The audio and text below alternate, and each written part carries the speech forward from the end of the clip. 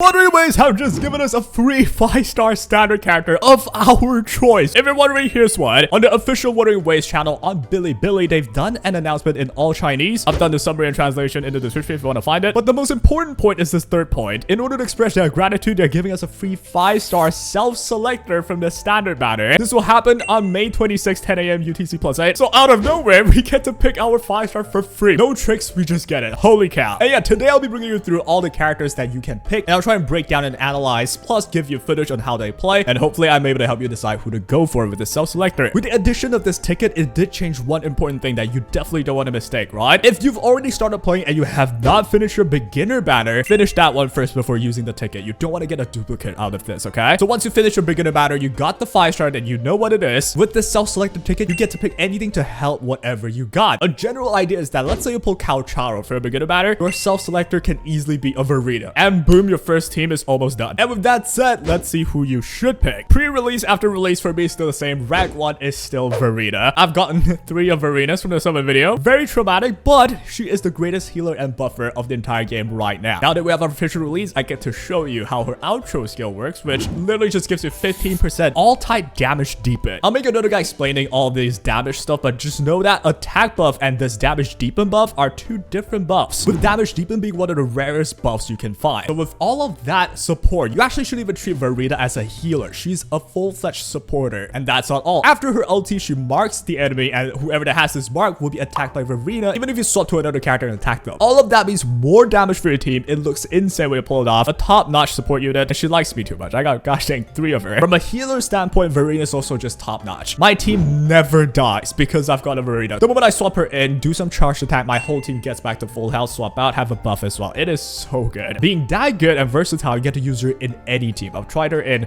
free-to-play teams, then well team with 5 stars. She fits them all perfectly. I think if you haven't get a Verina from a beginner banner, easily your self-selector, Verina right away. It's just too good to pass on. And moving on, we have rank 2, Calcharo. Before release, I would actually rank Calcharo the same as Verina, but now that I've tested him as well after release, it's safer to actually rank him straight up below Verina, at least for me. The reason is pretty simple, specifically at the start. You are dealt with a lot of mods, especially with world exploration and even the early abyss stages. Calcharo's insane bursts come from his ultimate, and with or without the ultimate, he actually handles well against a singular enemy. So when there's enemy all around him, which is gonna be a very normal scene in Wuthering Waves, especially at the start, you will find him having to swap target a lot, especially when everyone's clumped around him. But don't let that sway you. His damage output is still very good, especially during the ultimate. If anything, without his ultimate, his damage output isn't anything too crazy. I would say with Calcharo, you're more like investing for the mid to end game, where actually farm out your lightning echo set as well, which is the best set in the game, and especially after Yinlin's release, like he'll just pop off with Yinlin. But even then, I've tried to use Calcharo in early progression as well. Do not worry, he is a DPS that you can definitely rely on. He clears everything fine. So if you haven't got a Calcharo from a beginner banner, say you got someone else like Verina, then perfectly you can consider Calcharo as a DPS that you will save for the future when Yinlin comes out. If you're going for Yinlin, that duo will dominate the scene for a long time. Definitely worth spending this ticket on. Moving up next, we have Encore. This gremlin is still very strong. Just know that the servers just released. I can't possibly test all of them in their best ideal setup. You know, cut me some slack. It's the second day. Encore's entire idea is actually fairly simple. You use her as a damage dealer that can hold her own as well, considering the damage mitigation she has during her 4th circuit. The most optimal way to utilize her is actually just getting her in field with whatever support you have, right? Getting her the buff, charging her 4th circuit up. Once it is max, you use her 4th circuit, which is a charged attack. This skill will do a lot of damage. The moment you see her start her charged attack, you can swap to your ally, have them come in, and still have Encore on the field, charging that same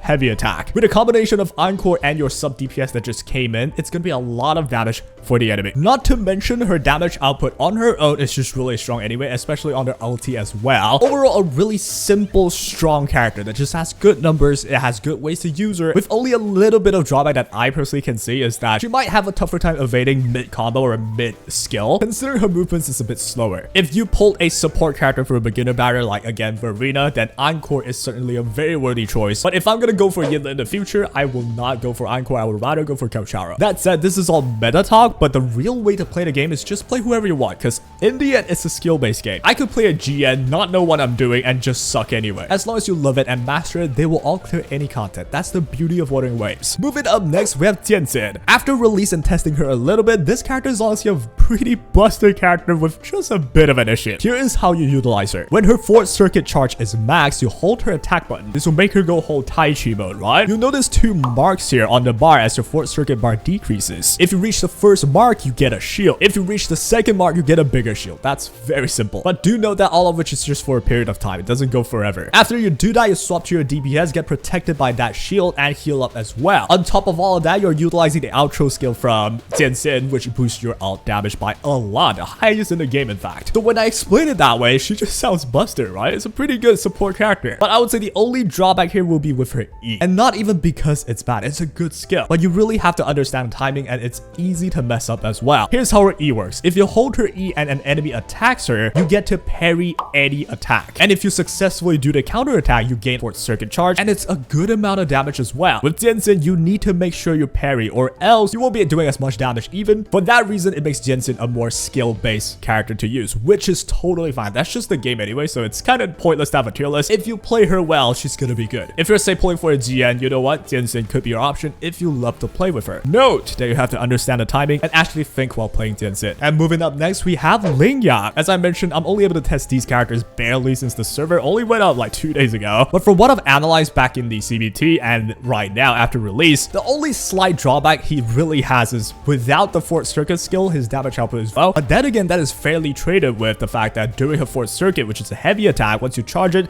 he goes into the lion dance state. The damage output he does during this state is fairly impressive. As I said, the servers only went up, so I can't do like the hardcore math to say, oh, Lingyang's worse than Encore by how many percent. I can't do that yet. All I can say is from what I've seen, his damage isn't bad during the fourth circuit skill. However though, during this skill, his movement and entire attack pattern changes. He spawns towers, steps on them while attacking, which against some enemies with a lot of movements, or maybe against enemies that's a bit more spread out, he's gonna jump around here and there, sometimes missing some attacks as well, so you might find him a little bit more janky. So rather than saying Lingyang is bad, it's better to say someone like Calcharo with the horizon of Yinlin would just be better in terms of, you know, investment value. But Lingyang is not a bad character. He can clear anything you would like him to clear, but is there someone out there who's easier to use with higher potential as well? Yeah, we got Calcharo, right? But again, the general idea here is that whoever you got from the beginner banner will decide your selector. If you got a Verina and you love Lingyang as a DPS, then perfect. You got the best support from beginner banner, you go ahead and pick Lingyang. It's gonna work fine, especially for the fact that you are given San Hua, which is the perfect Glacial sub DPS for you. Or heck, if you don't have Verina, you can just use Baiji. That'll be a Moto Glacial team that you get basically for free just by having a Lingyang. You can progress early game, no problem. However, I'll still put this list as I mentioned, because versatility wise, the higher you go, the easier it is for them to use. And again, this is all just meta talk. We're talking about most efficient, easy to use, still